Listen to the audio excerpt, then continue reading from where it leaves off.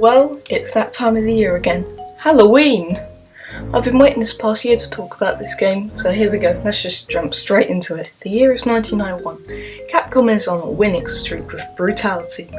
They have many successes under their belt such as Mega Man and Gunsmoke, with some small franchises sprinkled in such as Street Fighter in the background. But one game was so brutal, many felt it was impossible: Ghosts and Goblins. This game was overly brutal, but people loved it for that. It was a Coin Goblin success and people wanted more. Ghouls and Ghosts was meant to be the crown to lay on Capcom's head. Wait, the company's even had it, for fuck's sake.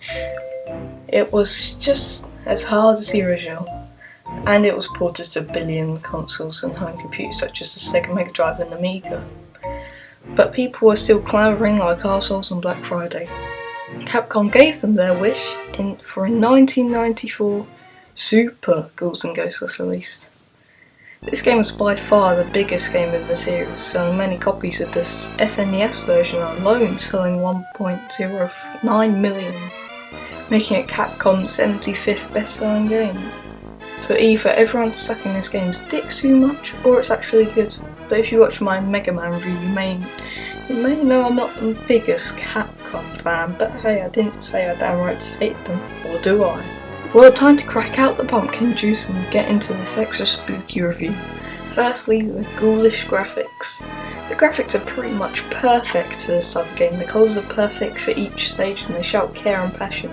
The modern day equivalent to Ghouls and Ghosts, Dead Rising, doesn't do this as well, as it crumbles like cat shit compared. The game is also the music's also amazing.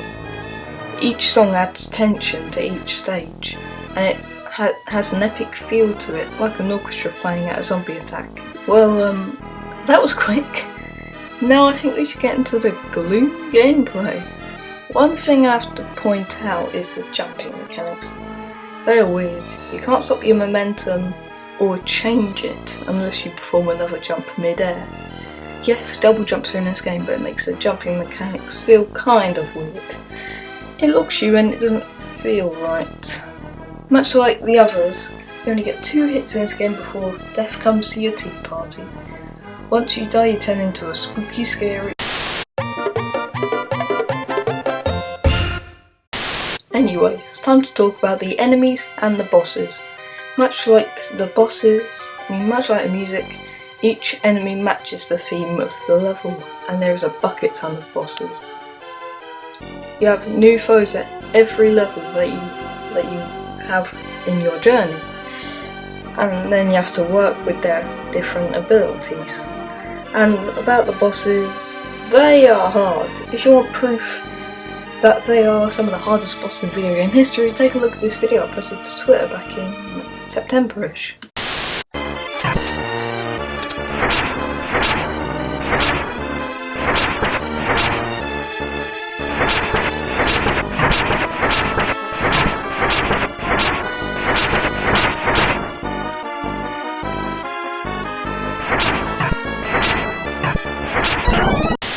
Now do you see what you're going to be up against? Oh yeah, you may have noticed I had an axe, which is different from the clips in the video. Well, you can use many weapons in this game too.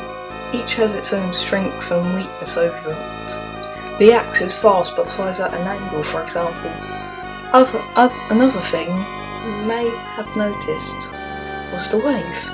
Well, stage formations can change suddenly in some areas. Even in the first level, the ground rises, showing you the game's new gimmick. So how many points will I give this spectacular game? I shall give this game a 7 out of 10. It's a great game, not amazing, but it's great. With some flaws such as jumping and some bosses may be too hard at some points. Thank you all so much for watching this extra spooky review. On Saturday we'll be taking a look at a group of creatures helping each other, but until then, happy Halloween.